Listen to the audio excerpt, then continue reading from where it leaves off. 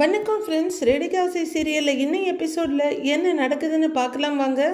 உன்ன மாதிரி அந்த பையனும் சீர்திருத்த பள்ளிக்கு தான் போக போகிறான்னு மனோஜ் சொல்ல அளவில்லாத கோபம் வந்துடுது முத்துவுக்கு. மனோஜோட சட்டையை கொத்தா பிடிக்க அண்ணாமலை மனோஜை ஒரு அறை விட்டு முத்துவை கொஞ்சம் சமாதானப்படுத்த அவர் மொட்டை மாடியில் வந்து நின்றுடுறாரு. மீனாவும் அங்கே வந்து என்னங்க ஆச்சு, நான் இந்த வீட்டுக்கு வந்ததுலேருந்து அத்தை உங்களை பாசமாக ஒரு பார்வை கூட பார்த்ததில்ல.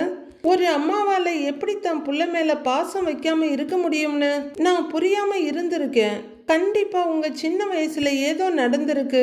அப்படி என்னதாங்க உங்கள் வாழ்க்கையில் நடந்தது சொல்லுங்க, என்ன நடந்துச்சு அப்படின்னு மீனா கேட்க முத்து அப்படியே நின்றுட்டு இருக்காரு. அவரை தன் பக்கமாக திருப்பி நீங்கள் எதுக்குங்க அங்கே போனீங்க அப்படின்னு மீனா கேட்டு அவரோட கண்களையே பார்த்துட்ருக்க வழி நிறைஞ்ச கண்களோட முத்துவும் மீனாவையே பார்த்துக்கிட்டு நிற்கிறாரு. மூக்கும் மொழியுமா ஃபுல் மேக்கப்பில் இருக்க விஜயா ஒரு சாமியார் எதிரில் உட்காந்துருக்காங்க. அங்கே நிறைய சாமி படங்கள் இருக்க சாமியார் சாமியை கும்பிட்டுட்டு சோழியை கீழே உருட்டுறாரு. அவர் சொல்ல போகிறதுல தான் தன்னோட வாழ்க்கையே இருக்குங்கிற மாதிரி விஜயா பார்த்துட்டு இருக்காங்க. அவர் 2-3 தடவை சோழியை உருட்டி போட்டுட்டு சுவாமியை பார்த்துட்டு விஜயாவை பார்க்க விஜயா கொஞ்சம் பயத்தோட, என்னங்க சுவாமி, என்ன நீங்கள் ரொம்ப நேரமாக கணிச்சுக்கிட்டே இருக்கீங்க? கொஞ்ச நாளாவே என் மனசுல ஒரு புரியாத பயம் இருக்கு சாமி. என்னவா இருந்தாலும் சொல்லுங்க. சின்னதா எனக்கு சில விபத்துகள்லாம் நடக்குது. மனசுக்கு ஒரு மாதிரியா இருக்குன்னு தான் உங்களை பார்க்க வந்தேன் அப்படின்னு விஜயா கேட்க, உங்க 2வது பையன் வயசு என்னன்னு கேட்கிறாரு சாமியாரு. 6 வயசு ஆகுது சாமி. பேர் முத்துன்னு விஜயா சொல்ல, இப்ப அதுதான் பிரச்சனைங்கிறாரு சாமியார். விரல நீட்டி 1 2 3 எண்ணி பார்த்துட்டு, உங்க 2வது பையனுக்கு அப்படின்னு சாமியார் நிறுத்த, என் பையனுக்கு ஏதாவது கெட்ட நேரமா சாமி? படிப்புலையும் ஏதாவது பிரச்சனை வருமானு விஜயா கேட்குறாங்க. இல்லம்மா, உங்க பையனால உங்க குடும்பத்துக்கு தான் கெட்ட நேரம் அப்படின்னு சாமியார் சொல்லிட்ட. என்ன சாமி சொல்றீங்க அப்படின்னு விஜயா கேட்க, சில விஷயங்களை விவரமா சொல்ல முடியாது, சொல்லவும் கூடாதுன்னு அவர் பில்டப் கொடுக்க, பரவாயில்ல சாமி, எதுவாக இருந்தாலும் சொல்லுங்கங்கிறாங்க விஜயா.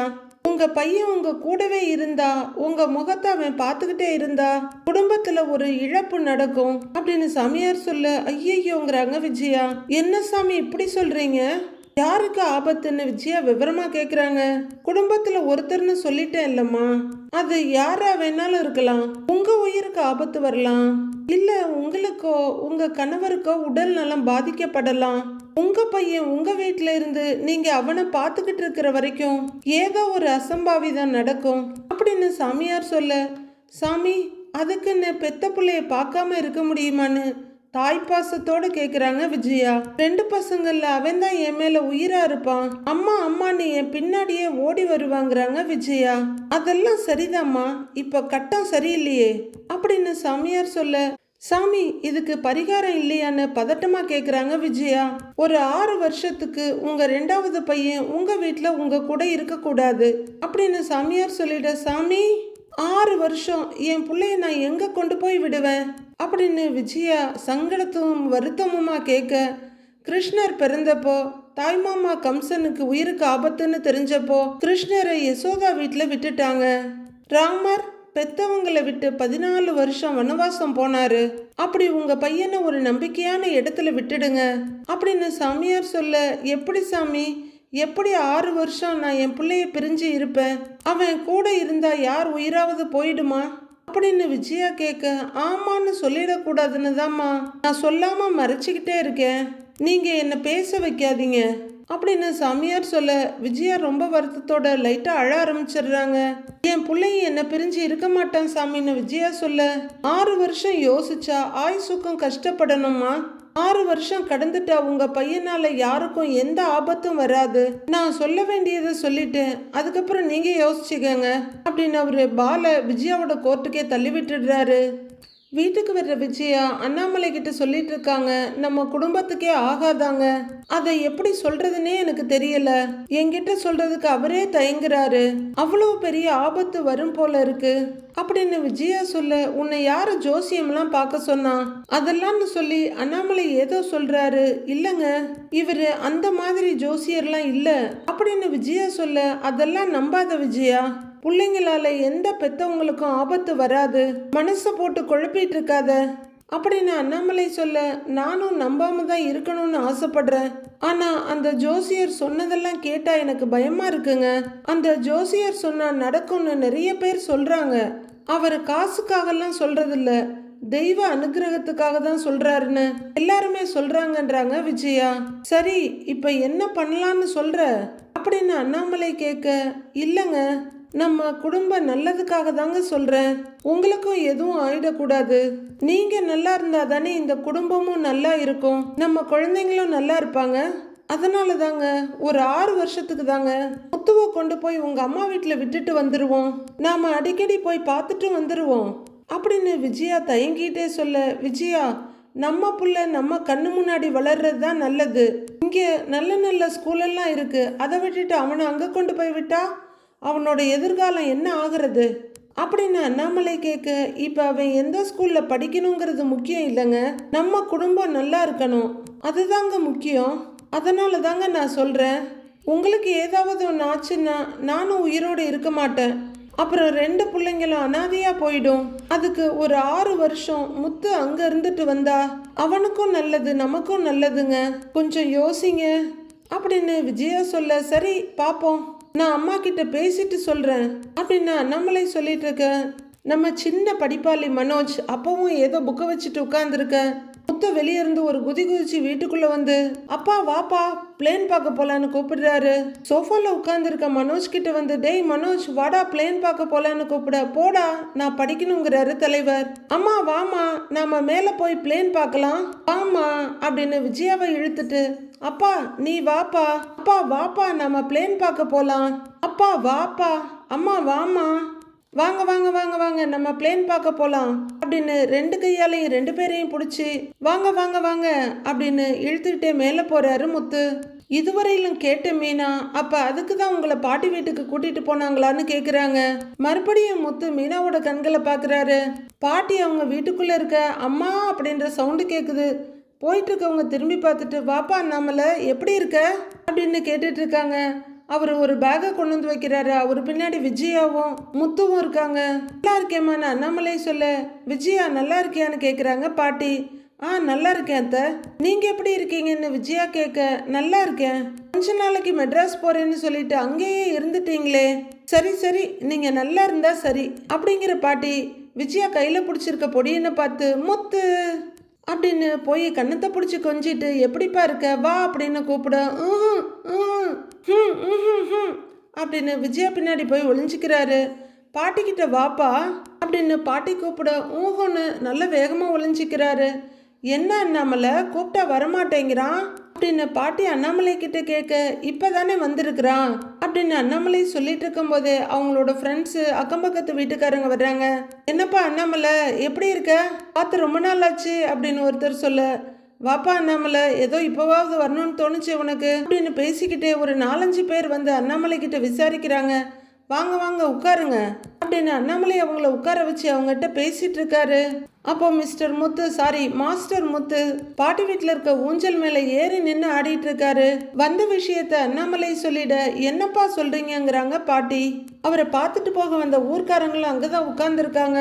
எனக்கு இதுல எல்லாம் நம்பிக்கை இல்லம்மா, விஜயா தான் பயப்படுறா அப்படின்னு அண்ணாமலை சொல்ல, அவ எதுக்கு தான் பயப்படல, சின்ன பிள்ளையால என்ன ஆயிட போகுது, ஜோசியம் ஜாதகம்னு எல்லாத்துக்கும் மேல கடவுள்னு ஒருத்தர் இருக்காருல்ல அப்படின்னு பாட்டி சொல்ல, எனக்கு மட்டும் இதுல சந்தோஷமாத்த, என்ன இருந்தாலும் அவன் என் புள்ள, அவனை பிரிஞ்சு இருக்க எனக்கு கஷ்டமா இருக்காதா, எனக்கு வேற வழியும் தெரியல அத்த, குடும்பத்துல யாருக்கும் எதுவும் ஆயிடக்கூடாதுல்ல அப்படின்னு விஜயா அழ ஆரம்பிக்க, அண்ணாமலை என்னப்பா இதுங்கிறாங்க உங்க அம்மா. அம்மா நான் எவ்வளவோ சொல்லி பார்த்துட்டேன், இவ கேக்குற மாதிரியே இல்ல, எப்பவும் கவலையாவே இருக்கிறா, சரியா சாப்பிடுறது இல்ல, தூங்குறது இல்ல, எனக்கும் என்ன பண்றதுன்னு தெரியல, அதான் இவளை இங்கே கூட்டிகிட்டு வந்தேன் அப்படின்னு அண்ணாமலை சொல்ல, கொஞ்ச வருஷத்துக்கு அவ இங்கேயே இருக்கட்டும் அத்த அப்படின்னு விஜயா சொல்ல, எனக்கே இதுல விருப்பம் இல்லதாம்மா அப்படின்னு அண்ணாமலை சொல்லிட்டு இருக்கும் போதே, நானும் விரும்பிலாம் அவனை கூட்டிக்கிட்டு வரல அத்த, இப்படி ஒரு விஷயம் தெரியாம இருந்திருந்தா கூட பரவாயில்ல, ஏதாவது தப்பு நடந்திருந்தா காரணம் புரியாம இருந்திருக்கலாம், ஆனா இப்படி ஒரு காரணம் இருக்குன்னு தெரிஞ்சுக்கிட்டு என்னால நிம்மதியா இருக்க முடியல, குடும்பத்துல சின்னதா ஏதாவது நடந்தா கூட அதுக்கு இந்த புள்ள தான் காரணமா இருப்பானோன்னு தோணுது. அதுவே அவன் மேல ஒரு வெறுப்பை உருவாக்கிடும் இல்லத்த அப்படின்னு விஜயா சொல்லிட்டு இருக்க பாட்டி ஊஞ்சல்ல ஜாலியா ஆடிட்டு இருக்க முத்துவை பாக்குறாங்க. அதனால அவன் ஒரு 6 வருஷம் இங்கேயே இருந்து படிக்கட்டும் அத்த. ஆனா இப்பவும் நான் சொல்றேன், நான் முழு மனசோட அவனை இங்க விடல. அவனை ஒரு நாள் கூட பார்க்காம என்னால இருக்க முடியாது. ஆனா நம்ம குடும்பத்தோட நல்லதுக்காக தான் மனசை கல்லாக்கிக்கிட்டு நான் இப்படி ஒரு முடிவை எடுத்தேன் அப்படின்னு விஜயா கண்ணீரும் வருத்தமுமா சொல்ல 3 பேரும் ஊஞ்சல்ல ஆடிட்டு இருக்க முத்துவை பாக்குறாங்க.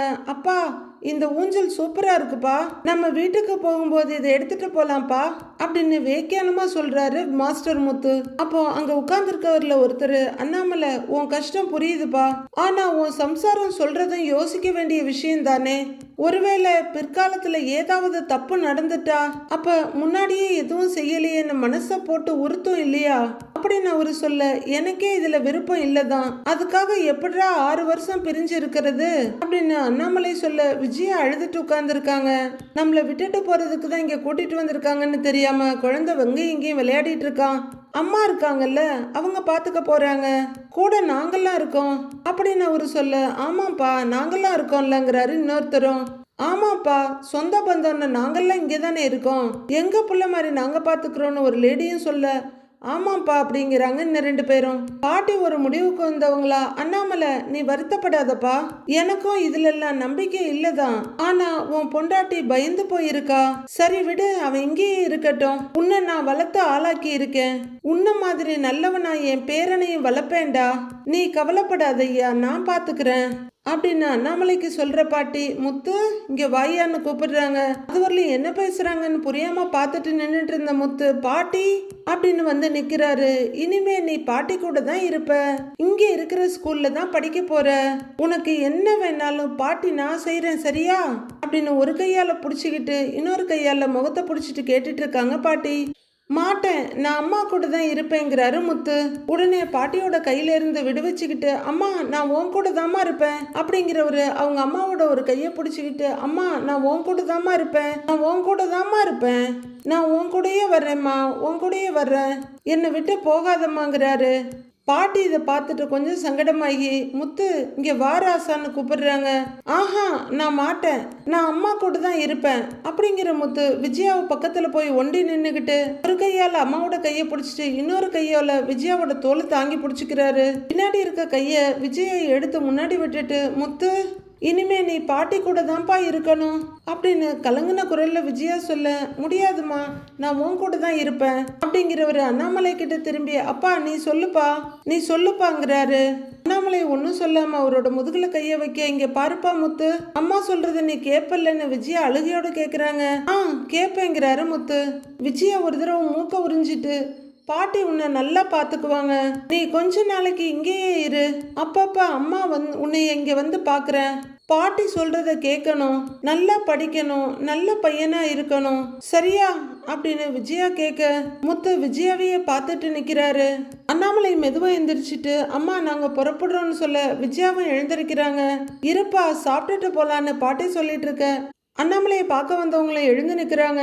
இல்லம்மா எனக்கு காலையில டியூட்டி இருக்கு அப்படிங்கிற அண்ணாமலை திரும்பி, முத்து அப்பா போயிட்டு வரட்டுமா அப்படின்னு அவரோட தாடையை பிடிச்சி கேட்குறாரு.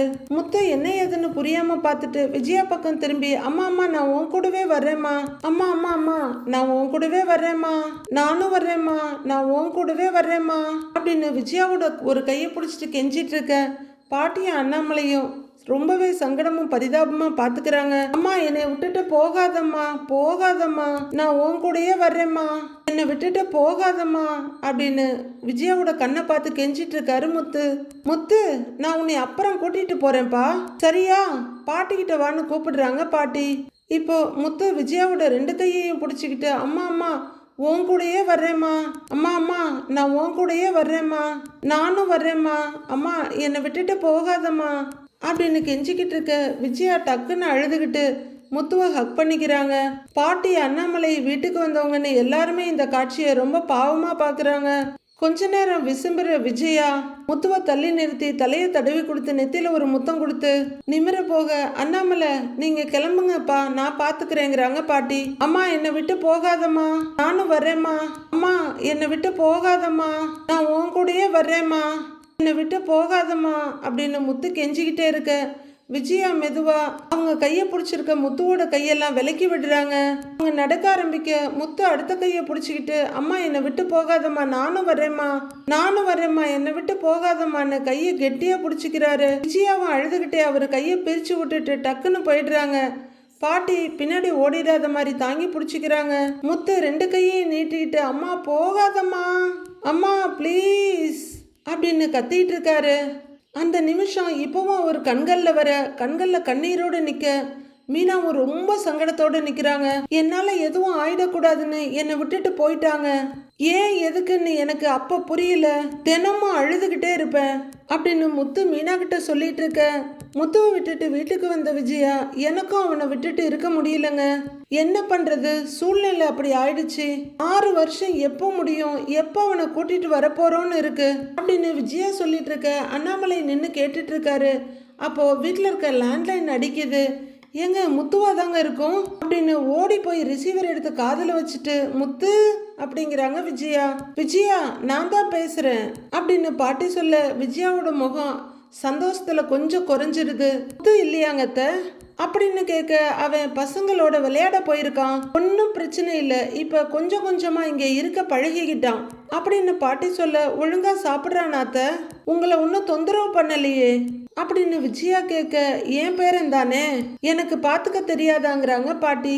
அதெல்லாம் ஒன்றும் இல்லை, இப்போ நான் எதுக்கு ஃபோன் பண்ணேன்னா, அண்ணாமலை வரும்போது முத்துவோட ட்ரெஸ் எல்லாம் கொடுத்து விடு அப்படின்னு பாட்டி சொல்ல, சரிங்க அத்தை கொடுத்து விடுறேங்கிறாங்க விஜயா. அப்புறம் முத்து வந்தா எனக்கு ஃபோன் பண்ண சொல்லுங்க அப்படின்னு விஜயா சொல்ல, சரி நான் சொல்றேங்கிறாங்க பாட்டி. அப்புறம் அவர் துணியை கொண்டு வரும்போது நானும் அவர் கூட வர்றேன், எனக்கும் முத்துவை பார்க்கணும் போல இருக்கு அப்படின்னு விஜயா தயங்கிக்கிட்டே சொல்ல, ஏண்டி உன் பிள்ளைய பார்க்கறதுக்கு நீ என்கிட்ட கேட்கணுமா, நீ எப்போ வேணும்னாலும் வா அப்படின்னு பாட்டி சொல்ல, 1000 வாட்ஸ் பல்பு முகத்தில் எரிய, சரிங்க அத்தை அவர் பேசணும்னு சொன்னாரு அப்படின்னு சொல்லி ரிசீவரை விஜயா அண்ணாமலை கிட்ட கொடுக்குறாங்க. அம்மா எப்படிமா இருக்கீங்கன்னு அண்ணாமலை கேட்க, நான் நல்லா இருக்கேன்ப்பா, முத்துவும் இங்க நல்லா இருக்கான், ஒன்னும் பிரச்சனை இல்லை, நீ எதுக்கும் கவலைப்படாதங்கிறாங்க பாட்டி. எங்களுக்கு எப்பவுமே இங்க முத்து ஞாபகமாவே இருக்குமா அப்படின்னு அண்ணாமலை சொல்ல, புரியுதுப்பா, கொஞ்ச நாள் போகட்டும், விஜயாவோட பயம் போயிட்டா கூட நீ வந்து கூட்டிட்டு போயிடலாம், இத்தனை நாளா நான் தனியாவே இருந்துட்டேனா, இப்ப முத்து கூட இருக்கிறது கொஞ்சம் ஆறுதலா இருக்கு, சரி சரி நீ கிளம்பி வா நான் வைக்கிறேன் அப்படின்னு பாட்டி சொல்ல, சரிம்மா இவரும் போன் வைக்கிறாரு. ஏங்க நானும் உங்க கூட வரேன், இப்பவே கிளம்புவோம், எனக்கு இப்பவே முத்துவை பார்க்கணும் போல இருக்கு, ட்ரெஸ் எடுத்துட்டு வந்துடுறேன் அப்படின்னு விஜயா சொல்ல, போ ரெடியாவுங்கிறாரு.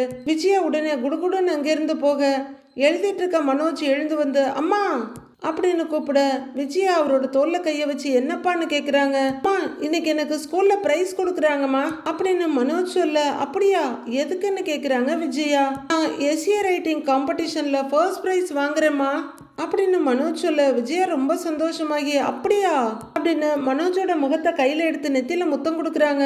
அம்மா நீயே என் கூட ஸ்கூலுக்கு வாமா, நான் பிரைஸ் வாங்கும்போது நீயே என் கூட இருமா அப்படின்னு மனோஜ் சொல்ல, விஜயாவுக்கு தர்ம சங்கடமா இருக்கு. இல்லப்பா நானும் அப்பாவும் முத்துவை பார்க்க போறோம், இன்னைக்கு ஒரு நாளைக்கு மட்டும் நீ அட்ஜஸ்ட் பண்ணிக்கோ, பார்வதி ஆண்டி உன் கூடவே இருப்பா அப்படின்னு விஜயா சொல்ல, அதெல்லாம் முடியாது, நீ தான் வரணும், நீ வராம நான் ஸ்கூலுக்கு போக மாட்டேன், நான் பிரைஸ் வாங்கும்போது நீயே என் கூட இருக்கணும், ப்ளீஸ்மா ப்ளீஸ்மா ப்ளீஸ்மா அப்படிங்கிற மனோஜ் கோவமா திரும்பி கையை கட்டிட்டு நின்னுக்கிறாரு. அண்ணாமலை மனோஜ் பக்கத்துல வந்து அவரோட தோல்ல கையை போட்டுக்கிட்டு, விஜயா நீ இவன் கூட ஸ்கூலுக்கு போயிட்டு வா, நான் போய் முத்துவை பார்த்துட்டு வந்துடுறேங்கிறாரு. இல்லைங்க எனக்கும் முத்துவை பார்க்கணும் போல இருக்கு அப்படின்னு விஜயா சொல்ல, இன்னொரு நாள் போவோம், நீ மனோஜோட போயிட்டு வாங்குறாரு அண்ணாமலை. முத்துவை பார்க்க போக முடியலையே அப்படின்னு ரொம்பவே சங்கடத்துல நிக்கிறாங்க விஜயா. அண்ணாமலை கிளம்பிடுறாரு. அப்போ ஒரு லேடி, ஐயோ அவர் சொன்னாரே நான் கேட்கலையே ஐயோ அப்படின்னு 2 கையை விரிச்சு அழுதுட்டு வந்துட்டு இருக்க. விஜயா அங்க வர்றாங்க. என்னாச்சுமா, என்ன பிரச்சனை அப்படின்னு கேட்க, ஜோசியர் சொன்னதை நம்பாததுனால அவர் பேச்ச நான் கேட்கலம்மா. இப்ப நான் கஷ்டப்படுறேம்மா. என் புள்ள இல்லாம போயிட்டாமா அப்படின்னு அந்த லேடி அழுதுகிட்டே படி ஏறுறாங்க. என் பிள்ளைய இழந்துட்டு நிக்கிறேன்னு புலம்பிக்கிட்டே போறாங்க. போற அந்த லேடியவே பார்த்துட்டு நிக்கிற விஜயா அடுத்து சாமியாரை வந்து மீட் பண்றாங்க. சாமி, நீங்க சொன்ன மாதிரியே என் பையனை நான் ஊருக்கு அனுப்பிட்டேங்கிறாங்க விஜயா. நல்லது பண்ணுனீங்கம்மா. இனிமே உங்க குடும்பத்துக்கு எந்த பிரச்சனையும் இல்ல. உங்க குடும்பத்தை சேர்ந்தவங்களுக்கும் எந்த பிரச்சனையும் வராது. உங்க 2வது பையனுக்கும் அது நல்லது அப்படின்னு சாமியார் சொல்ல, சாமி நீங்க சொன்னீங்களேன்னு கொண்டு போய் விட்டுட்டேனே தவிர எனக்கு எந்நேரமும் அவன் ஞாபகமாவே இருக்கு. தூக்கமே வரல. நான் அப்பப்போ போய் அவனை பார்க்கலாமான்னு விஜயா கேக்குறாங்க. சிரிக்கிற சாமியாரு, அம்மா என்னம்மா கேக்குறீங்க? நீங்க பாக்குறதா இருந்தா உங்க கூடவே வச்சுக்கங்கன்னு சொல்லி இருப்பேனே. அவன் உங்களை விட்டு பிரிஞ்சு இருக்கணும். அதுதான்மா விதி. அதுதான் ஊழ்வினை. அதுவும் உங்களுக்கு நல்லதுதான். பரதன் ஆட்சி செய்யணும்னு தான் ராமரை சூழ்ச்சி பண்ணி காட்டுக்கு அனுப்பி வச்சா கைகேயி. அதுதான் சூழ்ச்சி. ஆனா உங்க விஷயத்துல ஊழ்வினையில இருந்து தப்பிக்கிறதுக்கு, உங்க பையனையும் உங்க குடும்பத்தையும் காப்பாத்திக்கிறதுக்கு நீங்க செய்யற தியாகம் தாம்மா இது. உங்க குடும்பம் நல்லா இருக்கணும்னு தான் இந்த 6 வருஷ பிரிவு அப்படின்னு சாமியார் சொல்ல, என்ன அவனை பார்க்க கூடாதா அப்படிங்கிற மாதிரி அதிர்ந்து போய் பார்த்துட்டு உட்கார்ந்துருக்காங்க விஜயா.